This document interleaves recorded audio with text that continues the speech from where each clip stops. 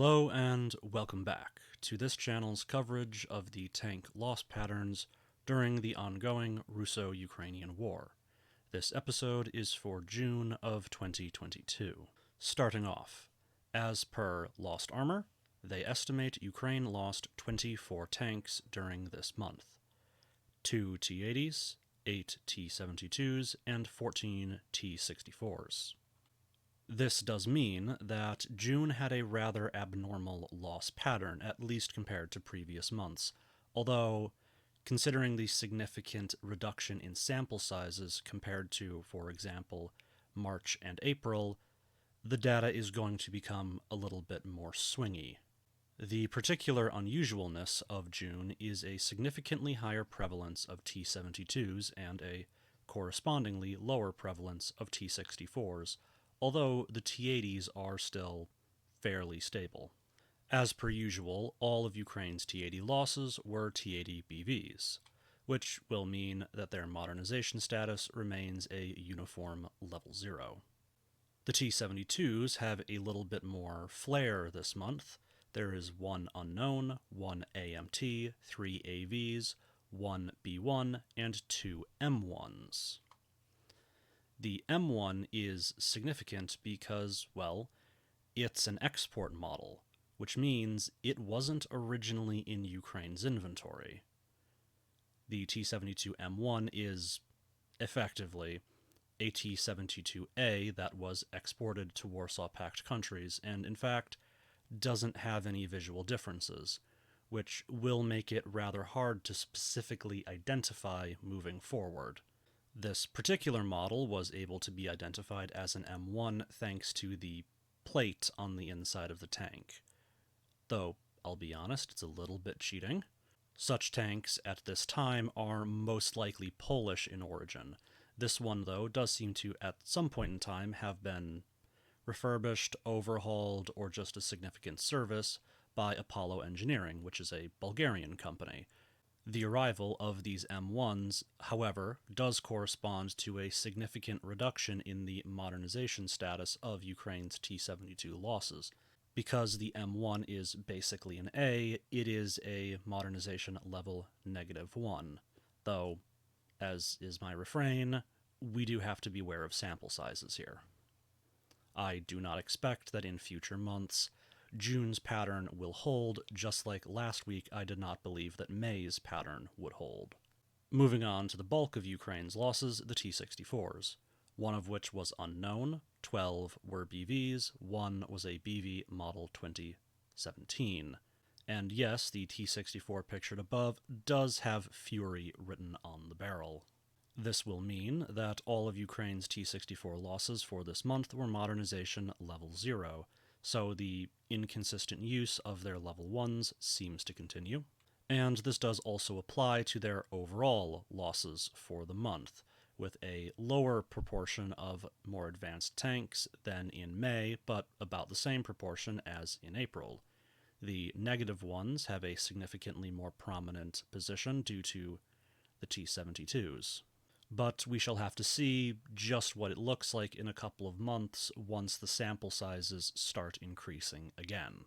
As for Russia's losses, Warspotting estimates them to have taken 53 losses, 1 T-90, 14 T-80s, 27 T-72s, 7 T-64s, and 4 T-62s. If we take a look at their base hull breakdown, we will see that there's a little bit of a change compared to previous months. Basically, the T-72 is less prominent, with the T-80s having a little bit more prominence than normal, and the T-62s also eating into that prevalence of T-72s. However, on the topic of those T-62s, all of them were actually from a single strike, so their use may be a little bit overstated in this month. I expect that will drop away, but it is interesting that they're present at all. Taking a look at that lone T-90, it is a return to being all T-90As, so the Ms haven't been spotted in the loss statistics for this month, and so they are all modernization level 1s. If we take a look at the T-80s, there are 9 BVs, 4 BVMs, and 1 U. This does mean that the general reduction month over month of the prevalence of the more modern T-80s does continue, but sample sizes, you'll hear that word a lot. As for the T-72s, while still being one of the more varied of the month, it is significantly less varied than normal. 3 are unknown, 11 are Bs, 1 is a B model 1989, 4 are B3s, and 8 are B3 model 2016s. This does mean that Russia's T-72 losses remain quite stable, although this month did not have any of the less modern level -1s. The T-64s lost, 6 were BVs, 1 was an A, and so we do still have those 2 outlying level -1s in what I predict is going to be very overwhelmingly a level 0 category. Time for those T-62s. All of them are T-62Ms, and these were all deemed to have been damaged in this strike. The evidence of this damage contains both images of before and after the strike, as they are screenshots taken from a spotting drone recording showing an artillery strike. I did go over the methods for identifying T-62s last week, but a quick refresher here is they have 5 running wheels. These wheels are of the starfish style, and there is larger gaps between wheels 3 and 4 and 4 and 5. There are, of course, other ways to identify them, but in most cases, that's going to be the easiest way. As far as specifically identifying the T-62M, it's fairly simple to identify from the base model. The base model is pictured below, and the M is pictured in the upper image. The primary visual differences are the additions of applique armor both on the front plate and on the turret cheeks. But it can also be identified by the laser rangefinder, which is the box that has been mounted on top of the gun barrel. These improvements to sensors, armor, as well as other improvements to its firepower has led me to upgrade a T-62M to be considered a modernization level -1, as opposed to the base model, which would be a -2. The reason for this is I deem that there's a fairly significant performance difference between those two, as well as the fact that a T-62M I would expect to be able to perform at least reasonably comparable to something like a T-72 Ural. Zooming out to look at the overall Russian losses, we do see that the general patterns do seem to continue for it. A slow degradation in the number of level 1s, and a even slower increase in the proportion of -1s.